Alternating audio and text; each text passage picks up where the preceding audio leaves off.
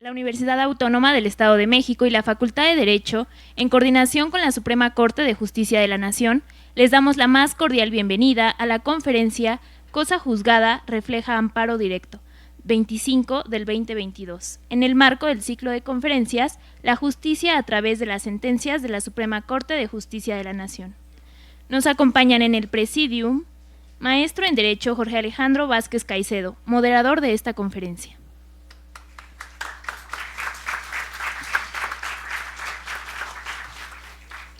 Maestro en Derecho Ramón Eduardo López Saldaña, secretario de Estudio y Cuenta de la Suprema Corte de Justicia de la Nación y ponente.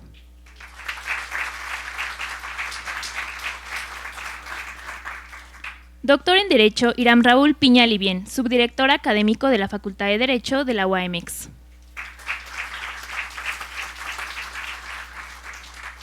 Maestra en Derecho María José Bernaldez Aguilar, directora de la Facultad de Derecho de la UAMX. A continuación, cedo el uso de la voz a la maestra María José Bernaldez Aguilar, quien dará unas palabras de bienvenida.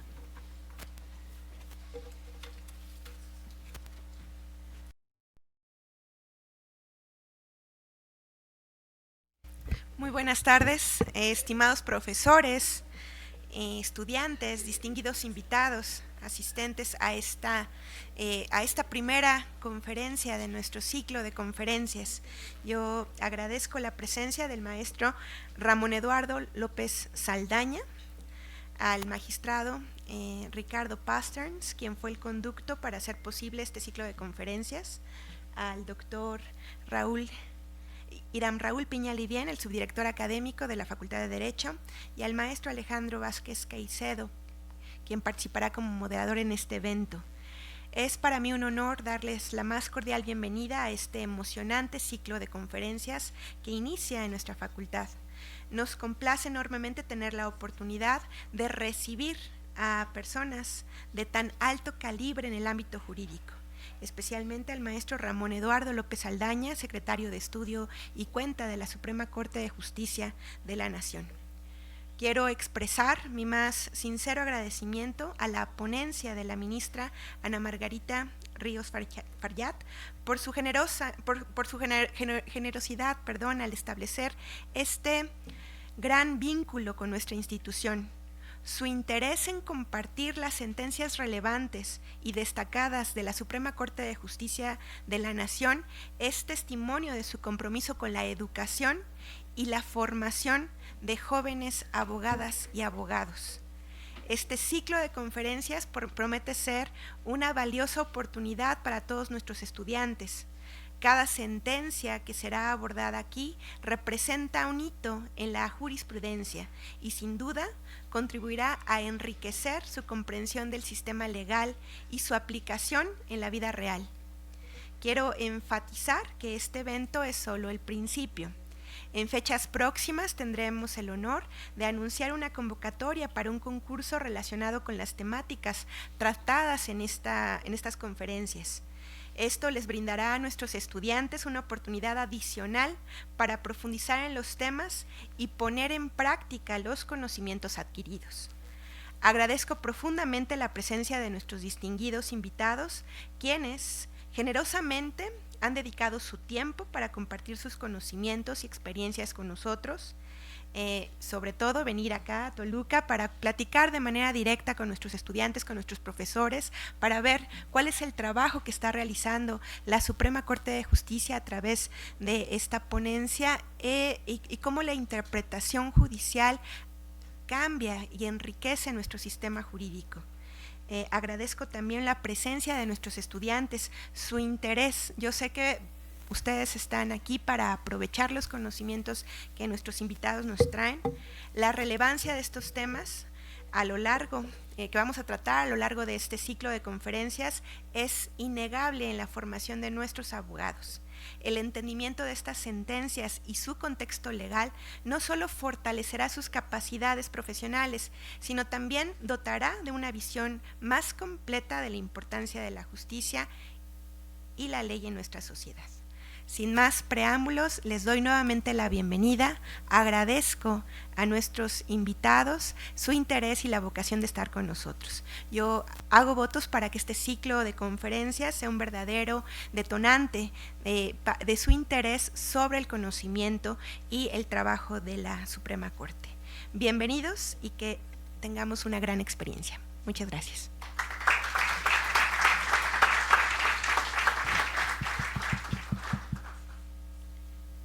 A continuación, las autoridades de esta facultad ocupan sus lugares en las primeras filas de este recinto para dar inicio a la conferencia.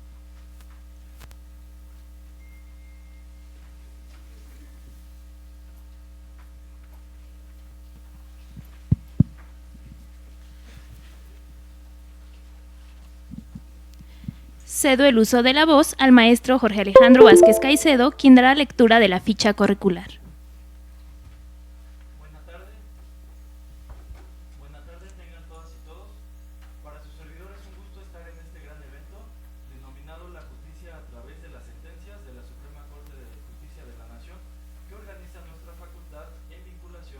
Con la ponencia de la ministra Ana Margarita Ríos Farjat. Saludo con afecto a la maestra María José Bernaldez Aguilar, directora de nuestra facultad, así como a nuestro subdirector académico, el doctor Hiram Raúl Piñalivien, a quienes les reitero el agradecimiento por el beneficio de nuestra facultad, lo cual se refleja con la gestión de eventos de la magnitud como el que hoy nos acompaña. De igual manera, le doy la más cordial bienvenida a nuestro ponente, el maestro Ramón Eduardo López Saldaña. Bienvenido, maestro, a esta casa de estudios, a quien le agradecemos su participación con el tema de Cosa Juzgada Refleja, análisis del amparo directo 25/2022, y de quien me permito leer unas pequeñas líneas de su trayectoria académica y profesional. Nuestro ponente es licenciado en Derecho por la Universidad Autónoma de Nayarit y maestro en Derechos Humanos por el ITAM, Instituto Tecnológico Autónomo de México. Dentro del Poder Judicial de la Federación ha sido secretario de Juzgado, secretario de Tribunal Unitario y secretario de Tribunal Colegiado, todos ellos en materia penal. También se desempeñó como secretario de Estudio y Cuenta del Tribunal Electoral. Actualmente es secretario de Estudio y Cuenta en la Suprema Corte de Justicia de la Nación en la ponencia de la ministra Ana Margarita Ríos Farjat. Le cedo con mucho gusto el uso de la voz a nuestro ponente. Muchas gracias.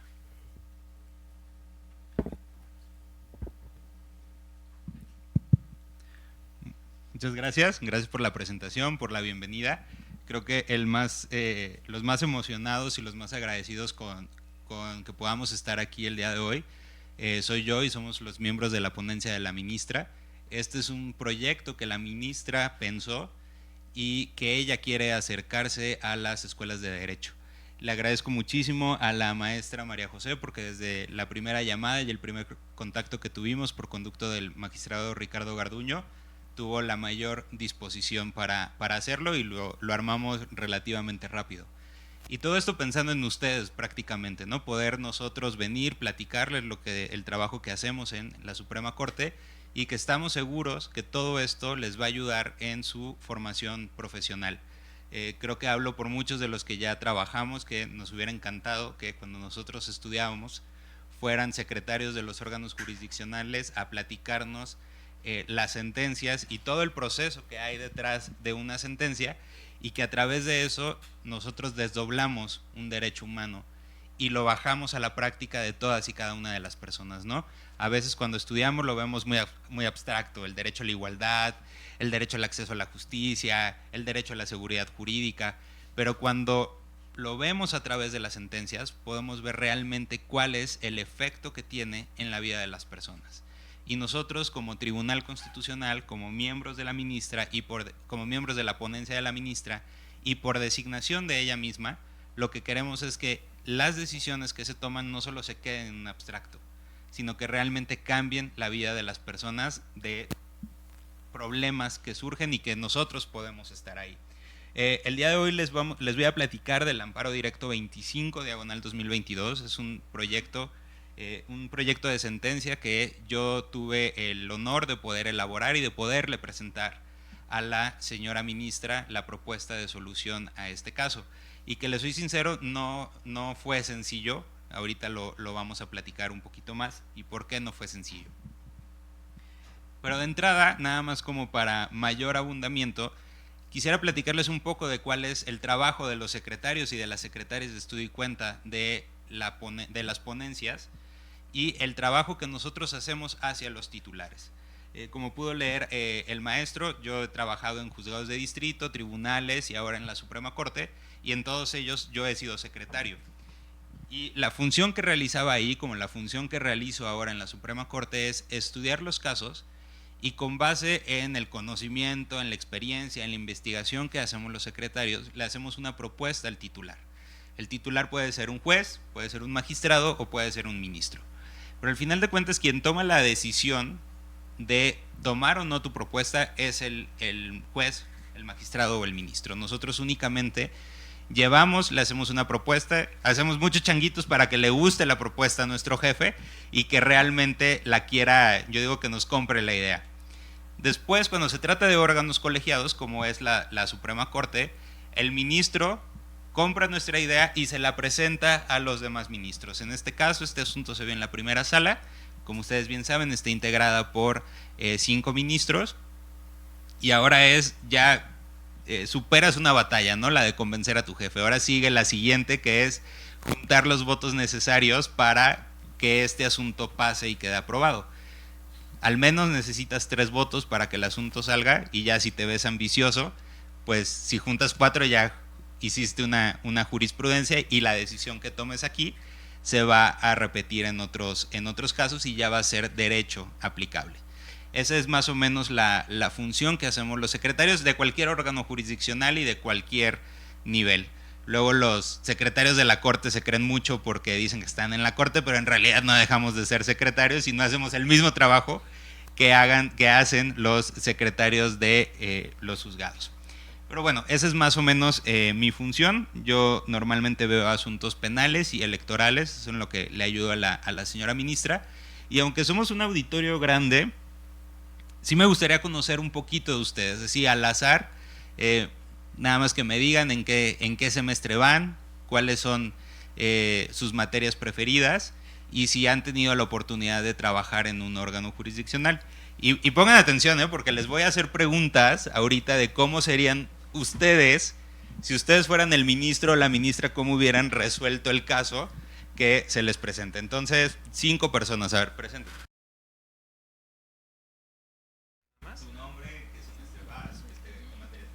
Ok, mi nombre es Carlos, soy alumno de 5º semestre de la licenciatura en Derecho de la facultad.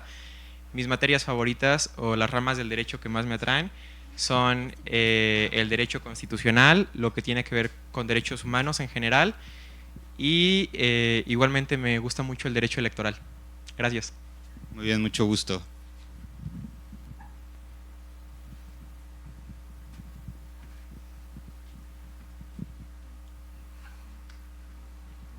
Quien sea, si no yo los escojo, si no hay voluntarios.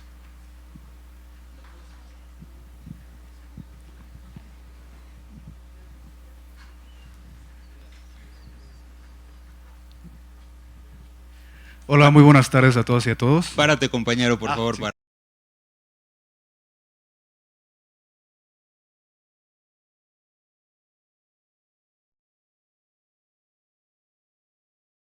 El derecho de amparo y por supuesto el derecho penal. Y pues sí, he tenido la oportunidad de estar en un órgano jurisdiccional, bueno, en el servicio social, lo estuve haciendo en un tribunal, no, en los juzgados de control y juicios orales que están ubicados en el municipio de Almoloya. Gracias. ¿En los locales o en los federales? No, es de fuero local. Ah, muy bien. ¿Y en qué semestre vas? Ya en noveno. Noveno, muy bien. Mucho gusto. ¿Quién más? Voluntarios, a ver. Ah, ok.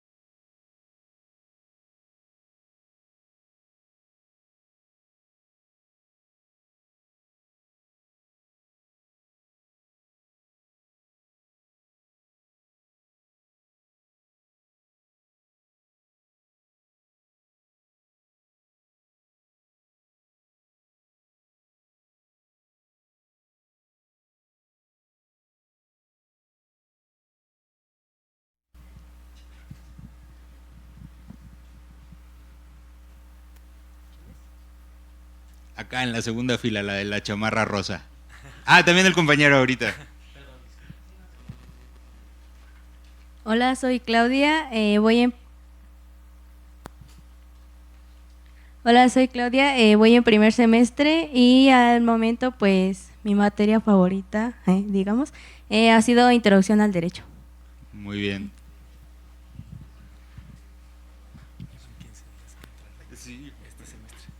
Buenas tardes, mi nombre es Carlos. Al principio de la carrera mi materia favorita era Derecho Penal.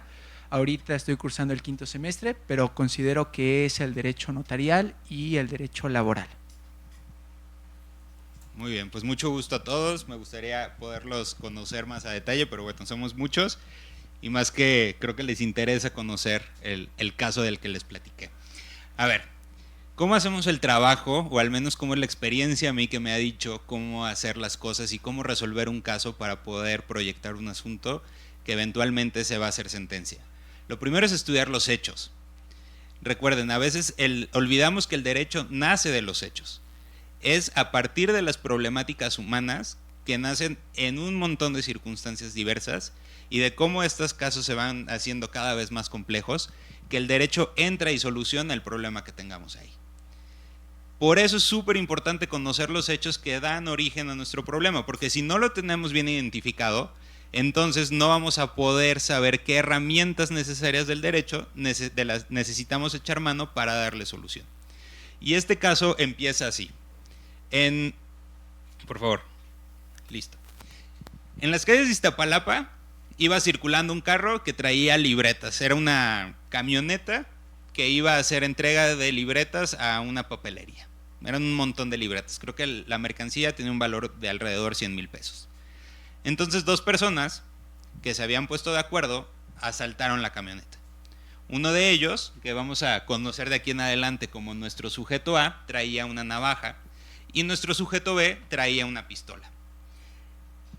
El sujeto A, en un momento en el que hay un alto, aborda al copiloto y lo obliga a bajar del vehículo, mientras que el sujeto B llega con la pistola, amenaza al piloto y hace que se ponga en la parte de atrás de la camioneta. El copiloto ya se quedó en la calle y estos 2 sujetos, uno se sube al auto, al asiento del piloto, el otro al asiento del copiloto, y empiezan a manejar para robarse la camioneta. Sin embargo, el copiloto detiene a unos policías, les dice lo que acababa de pasar y calles más adelante logran detener al vehículo y detienen a las 2 personas. Son detenidos en flagrancia. Por esta razón se les sigue un proceso penal tradicional. Todavía no entraban en vigor las reglas del sistema penal acusatorio. Se sigue su proceso y a los 2 se les condena por el delito de secuestro exprés a 50 años de prisión. De manera conjunta también interponen un recurso de apelación y la sala penal determina confirmar la condena. Entonces, ¿qué es lo que les queda? Irse al amparo. Pero aquí ya dejan de, digamos, trabajar de manera conjunta y cada uno promueve su amparo de manera distinta. En primer lugar, el sujeto A promueve su amparo directo. Este amparo se le es turnado a un tribunal colegiado en la Ciudad de México. Como ustedes saben, los tribunales colegiados están integrados por 3 magistrados. Entonces, el tribunal colegiado recibe el asunto y se le turna por cuestiones de sacar el trabajo a una de las magistradas. Aquí es importante y chequen, se los pusimos para poderlos identificar porque es de aquí donde surge el problema.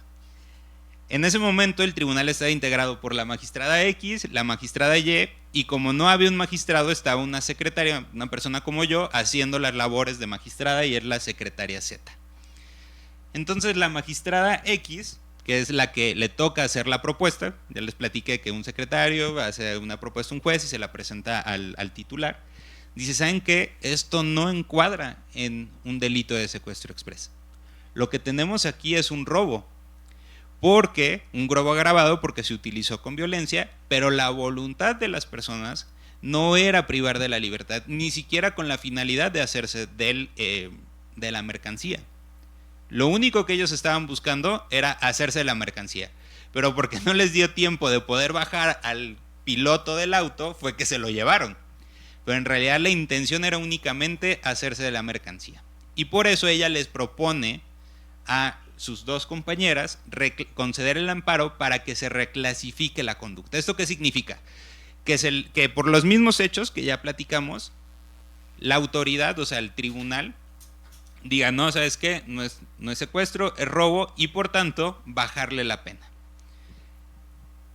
La secretaria Zeta estuvo de acuerdo, dijo, muy bien, yo de acuerdo con tu propuesta, voto a favor. Pero la magistrada Y dijo, no, yo estoy en contra. Para mí sí hubo aquí un caso de secuestro express. La voluntad sí era privar de la libertad al piloto para poderse hacer de la mercancía. Entonces ella votó en contra y formuló su voto particular. ¿Esto qué significa? Que la decisión de conceder el amparo se tomó por mayoría de 2 votos. En tribunales colegiados de circuito, las decisiones se toman por mayoría, en este caso como son 3, con que tengas 2 votos ya le hiciste.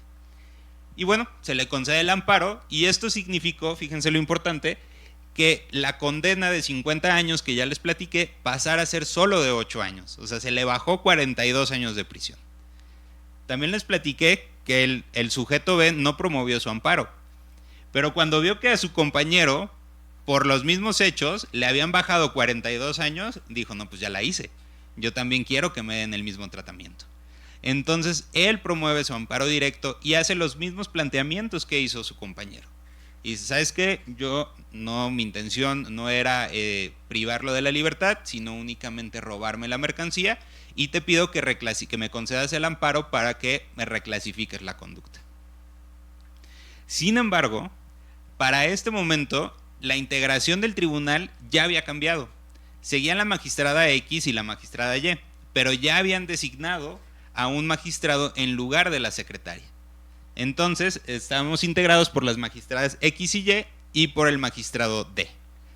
Recordemos, la magistrada X a favor, ella es la que está elaborando la propuesta. La magistrada Y en contra y el magistrado D, pues no sabemos cómo iba a votar. Le turnan otra vez el asunto a la magistrada X, hace la misma propuesta, pero ahí es donde nace el problema. La magistrada Y dice, no, yo no estoy de acuerdo con esta propuesta. Yo desde el caso pasado te dije que para mí esto no se debe conceder el amparo. Y el magistrado D dice, pues ¿qué creen? Yo no había votado el otro asunto y yo estoy de acuerdo con la propuesta de la magistrada Y. Entonces, de tener 2 votos a favor de la propuesta, ahora tenemos 2 votos en contra. Y empieza aquí la discusión entre los magistrados. ¿Qué vamos a hacer? ¿Le vamos a negar el amparo? Esto significaría que nuestro sujeto B se quedara compurgando una pena de 50 años de prisión por los mismos hechos que por el sujeto A ya únicamente se le había bajado a 8 años. Eso decía la magistrada X, dice, no, es que esto no puede ser posible. Pero el magistrado D le contestaba, la magistrada X decía, ya tenemos un precedente. Ya tomamos una decisión en una integración anterior y ya no la podemos variar. Pero el magistrado D válidamente dice, no, yo no he votado esa decisión. A mí no me puedes obligar a votar de esta manera porque a mí no me has escuchado. Yo no he emitido mi opinión y yo para eso vine a este tribunal, para emitir mis opiniones jurídicas respecto de los casos que se nos presenten. Y además meten aquí un elemento muy técnico del amparo. Si todavía no han visto amparo, no se preocupen, pero una de las características del juicio de amparo es que únicamente si tú promueves el amparo, los beneficios de ese amparo solo te pueden dar a ti que lo promoviste. No se puede extender a otras personas. Eso es otros medios de control constitucional, pero no el amparo. Entonces, los magistrados disidentes decían, no, es que entonces lo que tú quieres hacer es que mutemos la naturaleza del amparo y que los efectos del primer amparo se los apliquemos a otra persona que no fue la quejosa en ese asunto. Y además decían algo súper importante, decían, la responsabilidad en materia penal es individual. Entonces estuvieron ahí discutiendo el asunto como 3 sesiones, no se pusieron de acuerdo y dijeron, ¿saben qué? Ya nos damos. Vamos a subir el asunto a la Suprema Corte para que ellos ya nos digan qué es lo que tenemos que hacer. Y además, de todos modos, no tienen este problema de 2-1 porque la sala está integrada por 5 ministros. La Suprema Corte no conoce de amparos directos, no es su competencia originaria, digámoslo así. Los amparos directos los conoce un tribunal colegiado. pero sí hay una forma de que pueda conocer de asuntos de manera extraordinaria, y que es a través de que ejerza su facultad de atracción. Dentro del sistema jurídico mexicano, dentro de los órganos jurisdiccionales, la Corte está en, si fuera una pirámide, digamos, la Corte es la cúspide. Y la Corte tiene una facultad discrecional de decir, conozco o no conozco este asunto. Llega el asunto bajo la ponencia del ministro Pardo y dicen, ¿saben qué? Sí vamos a conocer de este asunto. Primero porque hay un problemón entre los magistrados que no se ponen de acuerdo. Fuera ya del tema súper relevante, si se los dejamos a ellos no se van a poner de acuerdo.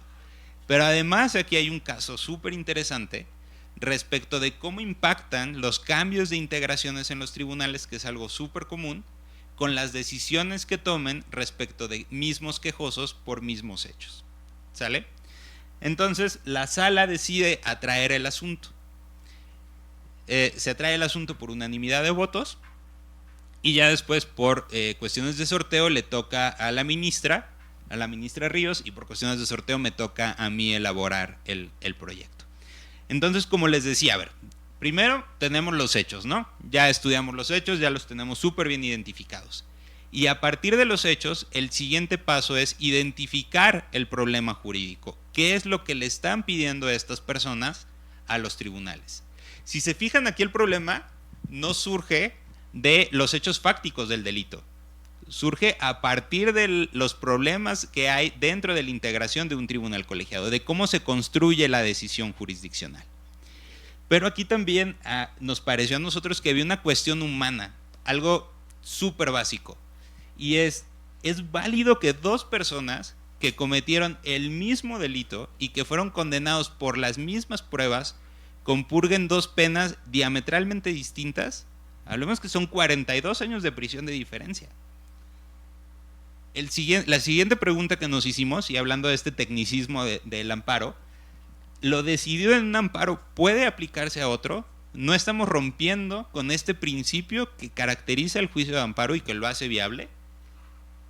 Y el siguiente punto, ¿es posible que el tribunal colegiado conceda el amparo a pesar de que dos magistrados están en contra? También les dije que las decisiones se toman por mayoría. Aquí sería la decisión de uno solo imponiéndose sobre los dos restantes. Entonces, a partir de la identificación del problema jurídico, es que podemos pasar al siguiente caso. ¿Cómo resuelvo esto? Los casos, al menos en la Suprema Corte y en todos los tribunales, tienes que identificar el derecho humano que está en juego. Y el derecho humano es la herramienta, digamos que si me regresas tantito, por favor, gracias. Las preguntas son la puerta. Y la llave van a ser los derechos humanos que voy a desdoblar en la sentencia y que voy a interpretar sus alcances para de algo súper, digamos, intangible, derechos humanos, de alguien lo ha visto, lo ha tocado, vamos a darle solución a un problema concreto. Pero a ver, todos me siguieron con la explicación de los hechos. Si ustedes se les presentaran estas preguntas, ¿qué dirían? ¿Cómo lo resolverían? A ver, necesito 3 voluntarios que me digan, nada más que me contesten la primera. ¿Quién se anima? Si no, también yo lo escojo al azar, ¿eh? A ver, aquí hay un compañero.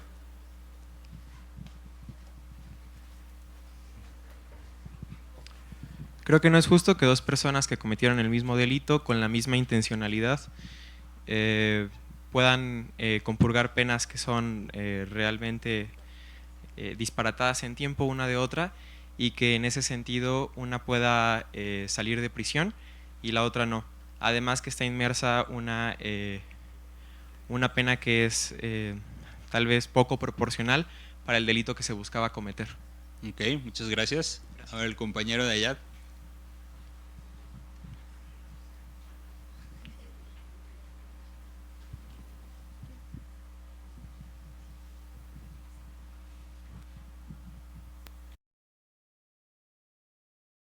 Fácticos que ya hemos analizado, en un primer momento tendría que analizarse nueva cuenta la forma de intervención de los sujetos, es decir, para ver quién fue un actor directo, a lo mejor un partícipe, quién llevó a cabo cierta acción. En eso variaría la pena también. En un segundo momento hablábamos del principio de relatividad de las sentencias, es decir, si una cosa se le aplica a un sujeto y luego esa se le puede aplicar a otro. En el derecho penal hay una restricción para homologar esos criterios, pero en este caso en particular creo que lo podríamos aplicar para fines meramente argumentativos, es decir, si se le aplicó una pena en las mismas condiciones por los mismos hechos, podríamos establecer ese sistema homologado en el amparo, pero para fines argumentativos y así establecer, o en este caso, legitimar la sentencia que fueron esos 42 años que se le dieron a uno de diferencia y al otro nada más 8. Yo creo que sí se podría hacer en ese sentido. O sea, sí sería válido. En mi criterio, en este momento, sí. Ok, perfecto. ¿Otro compañero? A ver, una chica, ¿dónde están las abogadas?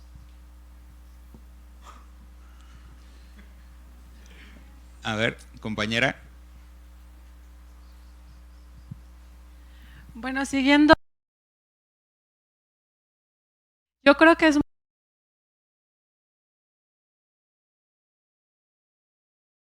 sin duda los detalles pueden cambiar el destino de las personas y más en esto que es el derecho penal, pero yo creo que hasta el momento en lo que llevamos es muy importante tomar en cuenta el principio de indubio pro reo, ¿no? Lo mejor para el reo, la no retroactividad, el uso de los derechos humanos para que de esta manera se pueda llegar a una mejor decisión por parte de los magistrados.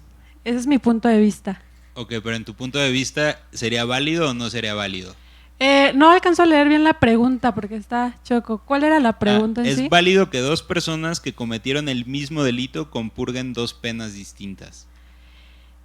Si a la luz de lo que les platicamos. A la vista yo creo que sí es válido. Ok. Sí, en resumen sí es válido. Muy bien, perfecto. Dejen, agarro la sentencia. Ok, ya tengo. Les voy a volver a hacer las preguntas al final. Adelante. Los que quieran participar, me interesa muchísimo si ustedes, ¿cómo resolverían? ¿Qué propondrían si ustedes fueran ministros? Pues yo considero que pues también, bueno, no soy muy conocedora porque apenas estoy en primer semestre, pero considero que pues esto también debería de aplicarse en las armas que aplicaron para el reo. Por ejemplo, a uno lo bajaron con un arma punzocortante. Eso, sí. Y al otro lo bajaron con un arma de fuego, que esto pudo atentar más rápido con la vida del reo, ¿no? Ajá. Y también no sabemos qué es lo que pudo suceder después de que, ¿cómo se dice? De que lo secuestraran. ¿Qué tal si la intención era obtener la mercancía y también manipular al reo después de eso? Porque en muchos casos no se deshacen de los testigos. Ok. Pero solo es mi opinión. Muy bien. ¿Alguien más?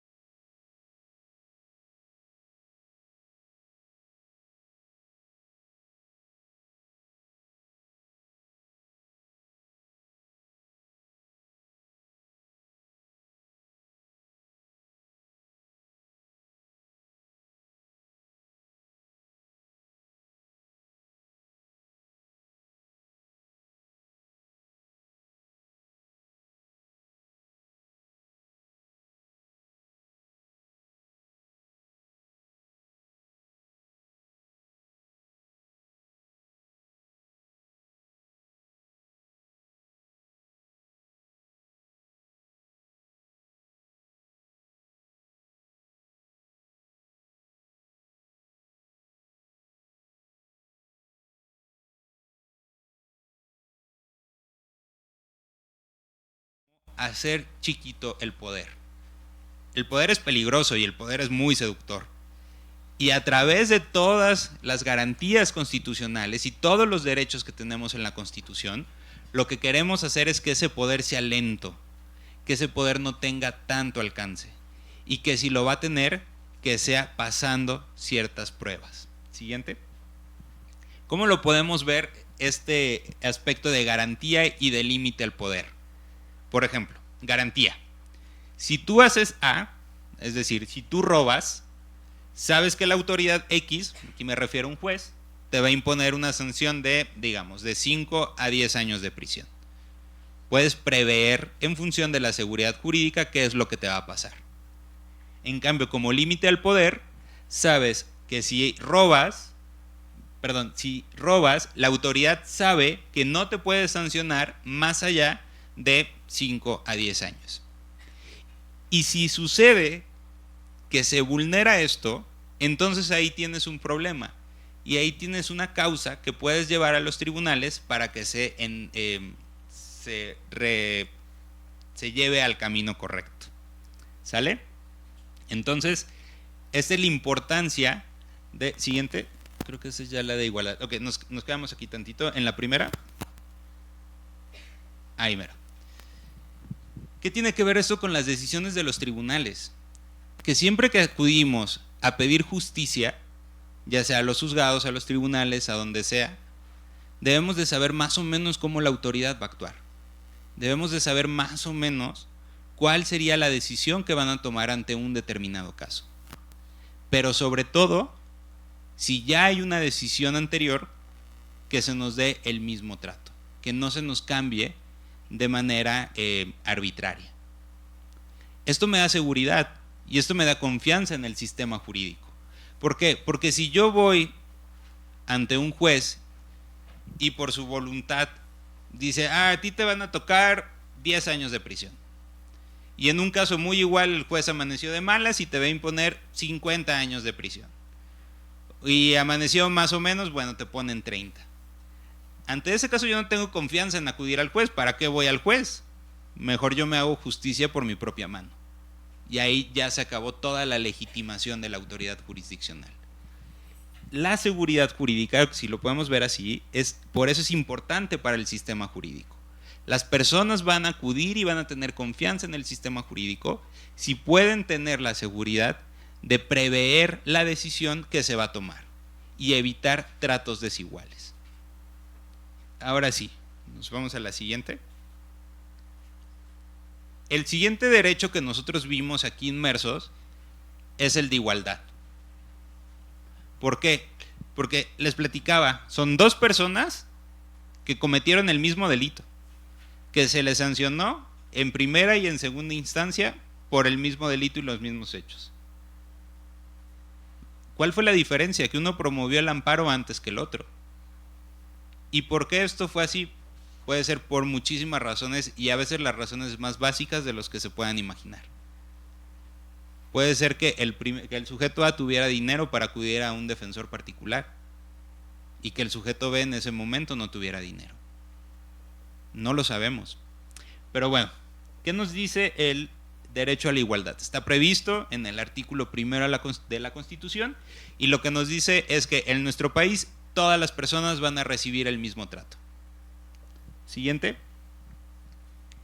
La Suprema Corte, tengo entendido que les pasaron la sentencia, maestra.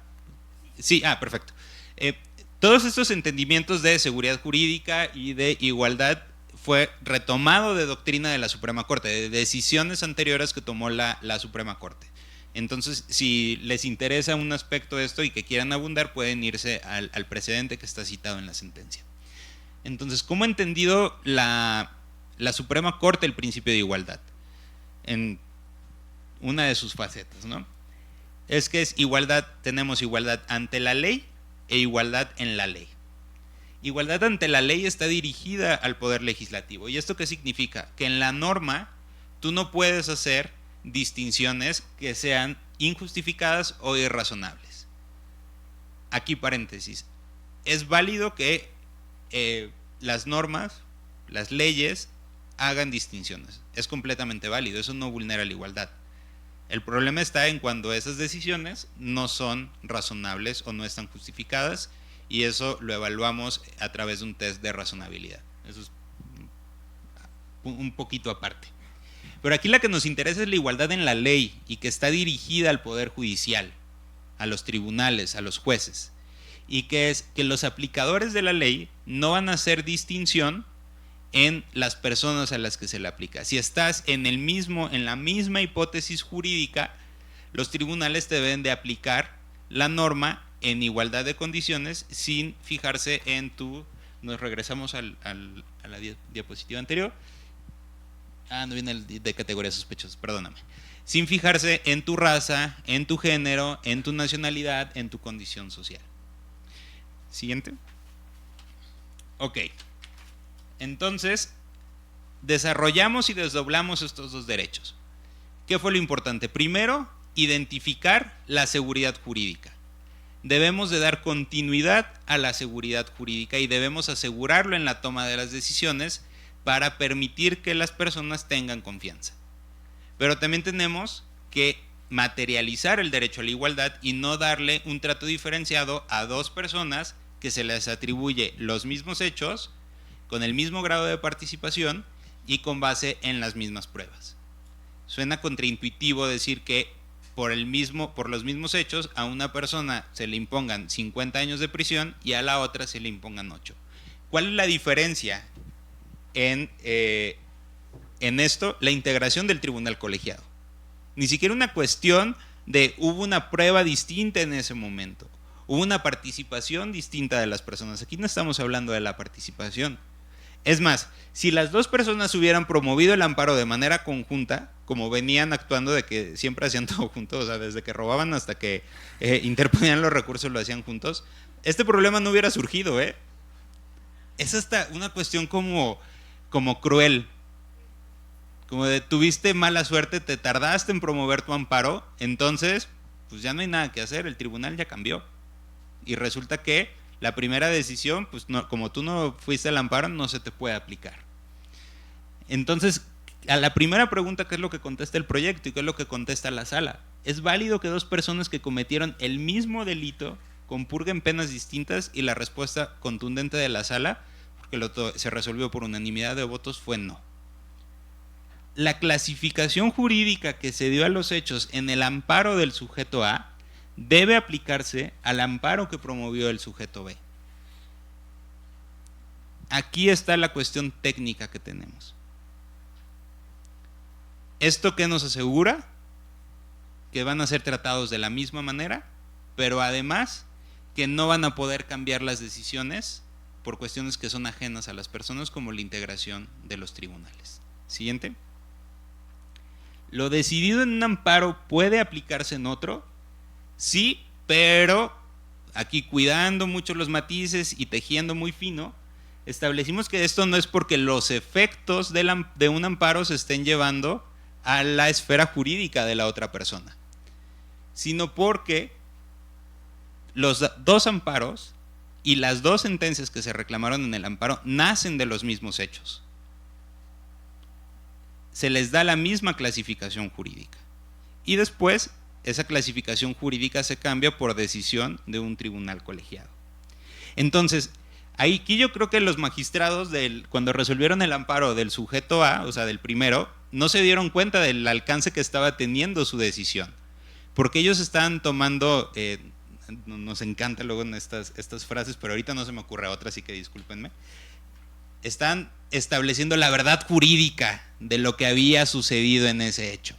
Estaban casi como tatuando, y sin poderlo ya borrar, que esos hechos no eran secuestros, sino que eran robo, con independencia de quiénes fueran las personas que hubieran intervenido. Aquí no estamos hablando de la responsabilidad, les recuerdo, porque eso es súper importante. No estamos hablando de la responsabilidad. Tomaron una decisión sobre los hechos, con independencia de quiénes hubieran sido los participantes. Si fueron uno, si fueron dos, si fueron 20. Los hechos, el tribunal decidió que eran robo calificado y que no eran, robo agravado y que no eran secuestro. esto se convierte en una verdad y esto se convierte en la decisión que va a impactar en todo ese caso. ¿Sale? Y la decisión es válida. Al final voy a hacer preguntas por si tienen dudas, espérenme un poquito al final, por favor. Y la decisión es válida, se tomó por mayoría de 2 votos y adquiere la calidad de cosa juzgada. Y eso ya no se puede volver a controvertir los hechos al momento de que se promuevan amparos distintos. ¿Sale? Siguiente. Y aquí viene, ¿es posible que el tribunal conceda el amparo a pesar de que 2 magistrados están en contra? Sí, pero es una cuestión de seguridad jurídica y además siguiendo un precedente. No es que ahora la decisión de una magistrada se esté imponiendo, estamos hablando del caso 2. Es que estamos tomando en cuenta la decisión que se tomó en el amparo anterior y esa decisión se tomó por mayoría. Insisto, es únicamente la continuidad de la misma decisión. Esto tiene algo que ver con un tema súper importante en la reforma constitucional del 2021. ¿20? ¿21? Soy muy malo por las fechas y la pandemia. La última reforma constitucional. Y que habla de la teoría del precedente y la aplicación del precedente en el sistema jurídico mexicano, especialmente para la justicia federal. No se pueden estar variando las decisiones y tenemos que, en aras de seguridad jurídica, continuar con las decisiones que se toman. Imagínense el desastre que sería que hoy, en términos, y tenemos un problemón ahí, términos de prisión preventiva, que hoy la integración de la Suprema Corte dijera, la prisión preventiva es inconstitucional. Y que al siguiente un cambio de integración y que nada más un ministro dijera, no, ya no tenemos que seguir esa decisión anterior, la prisión preventiva es constitucional. Y que luego llegara otro ministro y que se estuvieran cambiando las decisiones. Sería un verdadero caos. Y ni los gobernados, ni los operadores jurídicos, y me refiero desde jueces, magistrados, hasta los mismos litigantes, supieran qué hacer con el sistema jurídico porque no vas a saber qué esperar del sistema. Entonces, ¿pero qué pasa con los magistrados? A ver, válidamente los magistrados pueden decir, es que yo no estoy de acuerdo. ¿Cómo puedo expresar la razón por la cual me trajeron a un tribunal, que es resolver los casos y dar mi opinión? Pues se utiliza mucho y es obligado por la mayoría, obligado por el precedente, voto de esta manera. Y formulo un voto aclaratorio en el que expreso las razones por las cuales, a pesar de que no estoy de acuerdo, estoy votando de esta manera. Ahora, algo que les insistía muchísimo y lo pusimos con lo más destacado que se pudiera, así lo pidieron los ministros en la sentencia. Esto únicamente tiene que ver con la clasificación de los hechos. Esto no tiene nada que ver con la responsabilidad y de esos hechos, cómo fue que cada uno de los participantes desplegó su conducta. Si aquí lo que tuviéramos fuera un tema de responsabilidad penal, la respuesta sería completamente distinta. ¿Por qué? Porque cada uno responde en lo individual frente al evento delictivo que cometió. Entonces, eso lo dejamos muy claro. Devolvimos el caso para que se reclasificara la conducta, pero pudiera ser que la intervención de un sujeto, una compañera me decía, bueno, es que lo pudieron haber amedrentado, le pudieron haber hecho más daño que el otro y que le impusieran de todos modos una pena mayor. Ojo, esta decisión no significa o no asegura que al sujeto B se le van a imponer los mismos 8 años de prisión que se le impusieron al sujeto A. ¿Por qué? Porque una sentencia de condena tiene 2 elementos, el delito y la responsabilidad. Derivado del delito y la responsabilidad del primer sujeto dieron 8 años de prisión. En este sujeto B no sabemos, porque nos quedamos en un paso previo. Ya el establecimiento de la responsabilidad va a depender de lo que haya decidido el tribunal. Entonces, ¿qué quiero que se queden con esto? Si deciden ser litigantes, si deciden ser investigadores, si deciden trabajar en un órgano jurisdiccional, si son litigantes ya saben. Si tienen un evento delictivo, una clasificación jurídica de los hechos, no dejen que el tribunal colegiado les quiera aplicar otra dosis, un beneficio que tienen respecto de clasificación jurídica. Citen únicamente el amparo directo 25/2022, es jurisprudencia, salió por unanimidad de 5 votos y no puede establecer eso, el cambio de integración del colegiado, para cambiar la clasificación jurídica. Si son investigadores, ustedes pueden abundar en el tema del precedente. Esto fue, la Corte, aunque hacemos investigación jurídica, no es nuestra especialidad. Tomamos la investigación que hacen otros compañeros y para otros colegas y a partir de ahí la aplicamos. Y si ustedes trabajan en un órgano jurisdiccional y cuando lleguen a ser jueces, magistrados y ministros, también sepan que entonces si se toma una decisión respecto de la clasificación jurídica del hecho y ustedes no están de acuerdo, pues lo siento mucho, pueden citar que no están de acuerdo con esta decisión. Y ojo, esto es bien importante, también se me pasaba, otro candado que pusimos en la sentencia fue que esto es únicamente con base en casos en los que sea beneficiosa la clasificación jurídica. Si resulta, y ahora imaginémoslo que es completamente al revés, que les impusieron 8 años de prisión y que luego el colegiado cambió y les puso 50 años de prisión, ahí no estoy muy seguro si pudiéramos llegar a la misma conclusión. No sé cómo lo resolveríamos, a veces uno quiere abordar muchísimas cosas, pero nos quedamos con lo que tenemos aquí. Pero bueno, al final, derivado del cumplimiento de la sentencia, sí se le impusieron 8 años de prisión a las 2 personas y ya están libres los 2. Espero que no sigan cometiendo delitos y si no, pues que Dios me lo perdone. Vamos con... O que sigan en conjunto y vayan promoviendo sus amparos de manera diferenciada. A ver, vamos a dar, si tienen preguntas, 5 preguntas.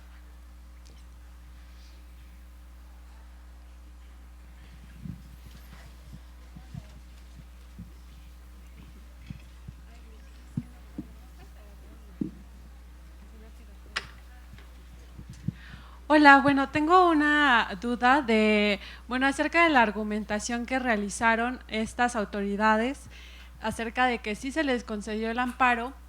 Se supone que dentro de nuestra norma constitucional, específicamente en el artículo 17, nos habla acerca de los medios alternos de solución de conflictos. ¿Qué papel jugó, digamos, dentro de este asunto y si se tomó en cuenta, digamos, en la argumentación para conceder el amparo? Porque, pues bueno, en materia penal esto puede, digamos, ser una alternativa para resolver la controversia y sobre todo más cuando se busca de alguna manera la reparación del daño, tomando en cuenta que este delito pues es reclasificado a robo. Esa es mi pregunta. Al final de cuentas, si hubo de alguna manera la integración de los medios alternos para la argumentación de que este amparo pues se diera a favor. Gracias. Gracias por tu pregunta. No se consideraron los medios alternos porque este asunto se tramitó conforme a las reglas del sistema penal tradicional, donde todavía no operan los medios alternos y los medios procedimiento abreviado, soluciones alternas, etcétera. Y en el sistema penal tradicional no estaba contemplado. Entonces, por eso no fue un elemento que se haya tomado en cuenta. Y además aquí la problemática que se preguntaba al tribunal colegiado, ni siquiera a la Corte, era: ¿soy o no responsable de este delito? Ya había pasado la oportunidad para, si lo hubieran tramitado conforme al sistema penal acusatorio, para poder solucionarlo a través de estos, no de juicios, sino de los medios alternos. ¿Alguna otra? Súper bien, me da gusto que haya quedado claro. A ver, esperen. Más bien okay, adelante, porque yo tenía unas preguntas y se me olvidó hacérselas. Buenas tardes.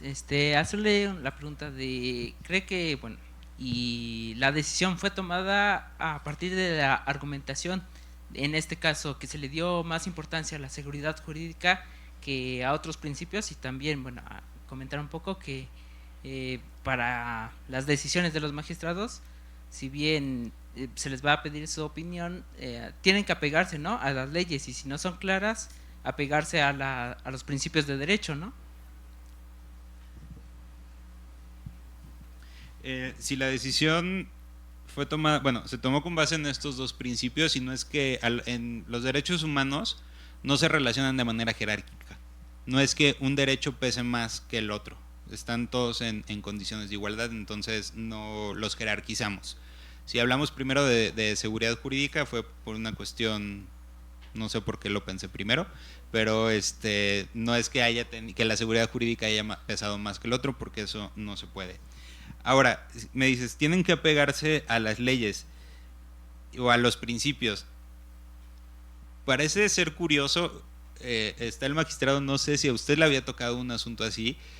Del tiempo que yo trabajé en tribunal, nunca nos había tocado así, y las leyes no contemplan qué hacer en casos como en casos de los cambios de integraciones de los tribunales colegiados.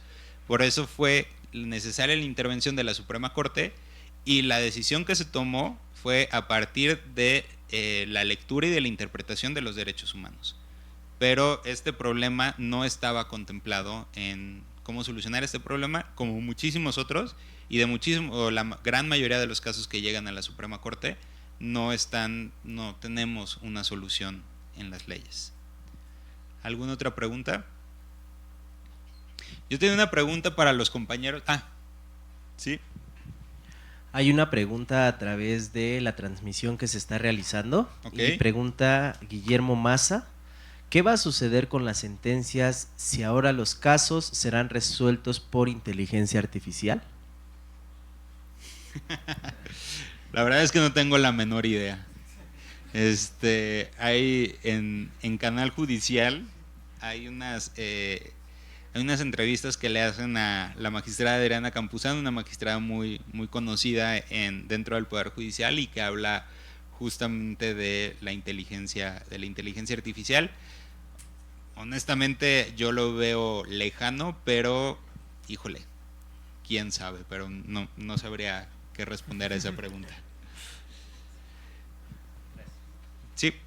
Bueno, con lo que usted dijo de la inteligencia artificial, creo que no es posible, porque entonces diríamos que el derecho sería rígido y existen excepciones, por eso yo considero que no se podría por medio de inteligencia artificial. Sí, yo también soy como de esa idea. Una compañera ya.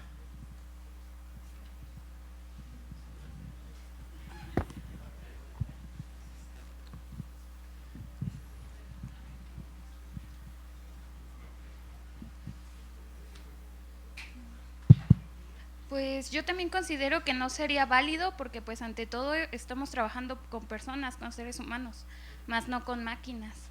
Y ya sería.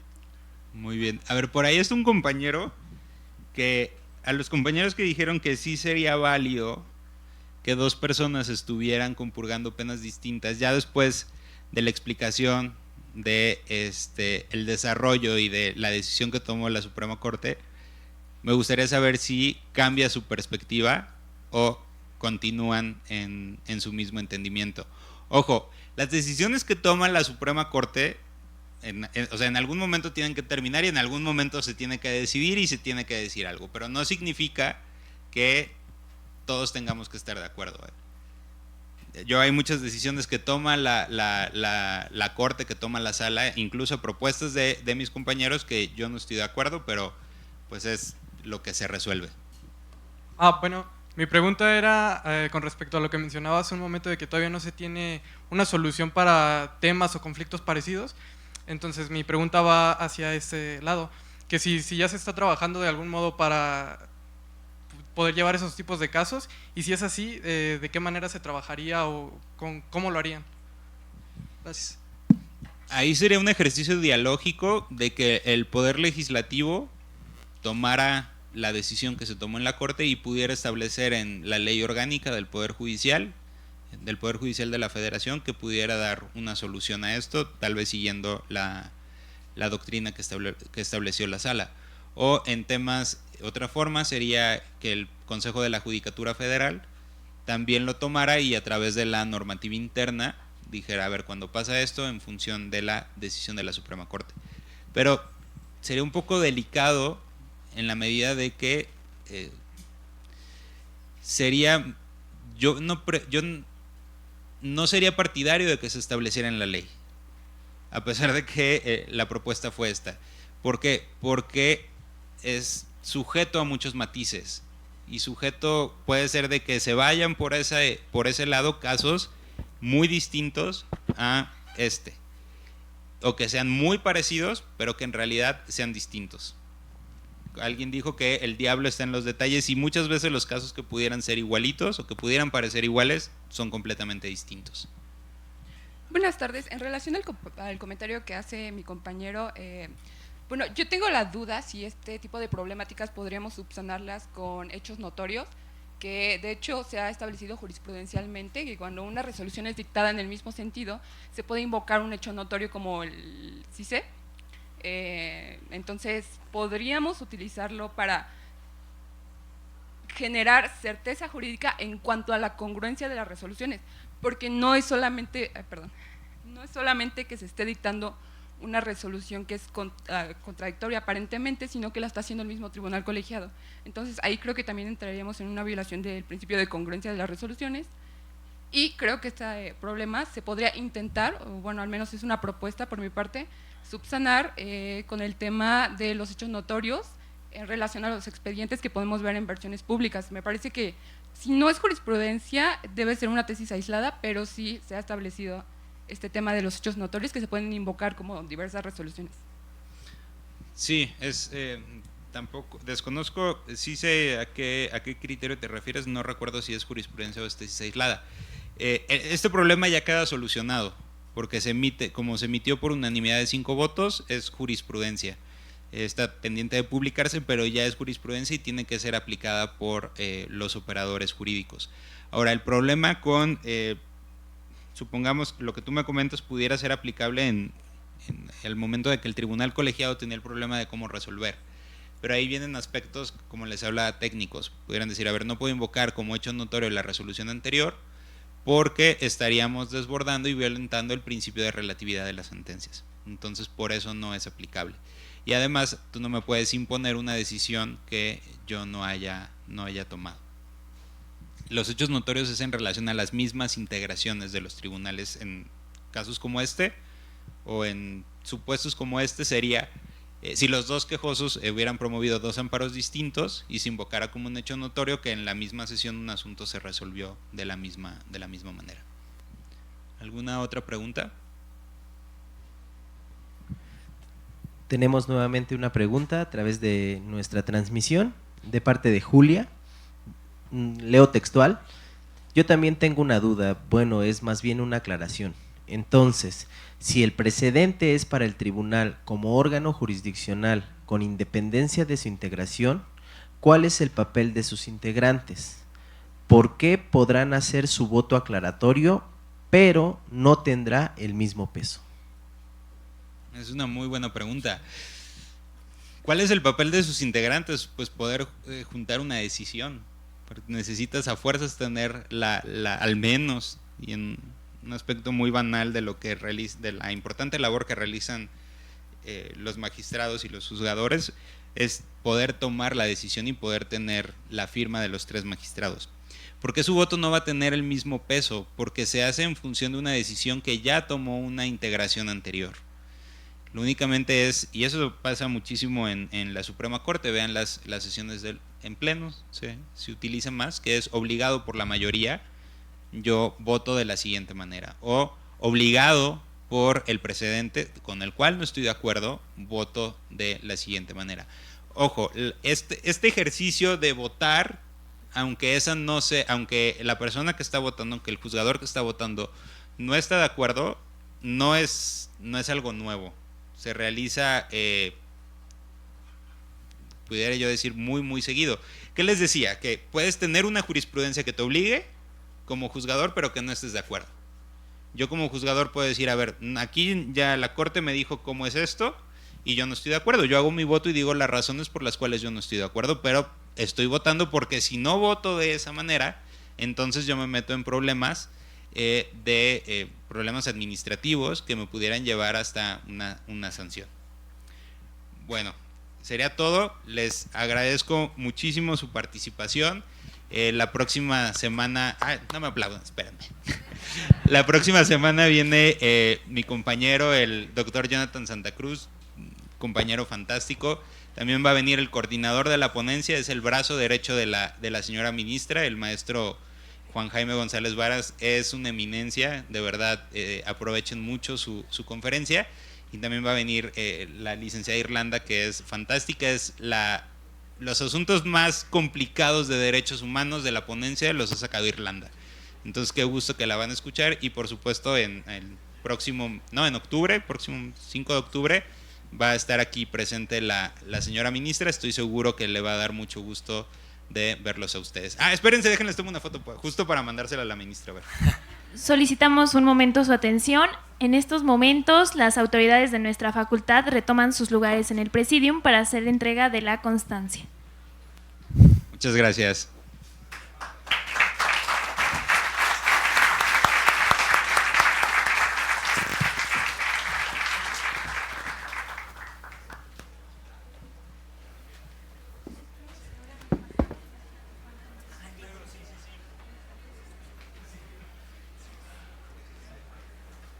En estos momentos, la maestra María José Bernaldez hace entrega de la constancia a nuestro ponente y de un obsequio institucional consistente en dulces típicos de esta ciudad de Toluca.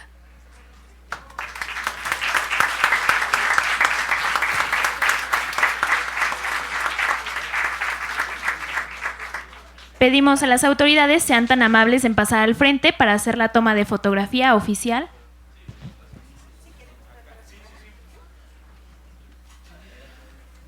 ...2023, conmemoración de los 195 años de la fundación del Instituto Literario del Estado de México. Somos Historia en Construcción. Somos UAMX.